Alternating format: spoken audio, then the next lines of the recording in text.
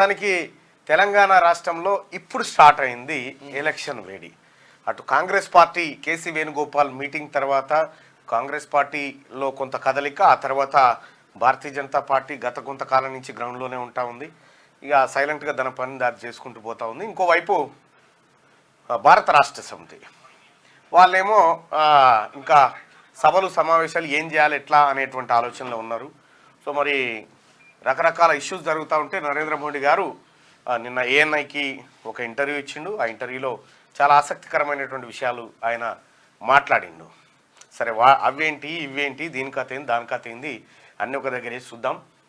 ముందుగా తెలంగాణ రాష్ట్రంలో ఉన్నటువంటి యువత ఎవరైతే ఉన్నారో ఆ యువకులు కూడా మీరు బాగా ఆలోచించి ఓటేయండి. తెలంగాణ రాష్ట్రానికి లేదా దేశానికి ఎవరి నాయకత్వం అవసరం అనేది మీరు ఒకసారి బాగా ఆలోచించండి. ఎందుకంటే 10 ఏళ్ల పాటు నరేంద్ర మోడీ గారిని చూసినాం. ఇక మీ ఇష్టం.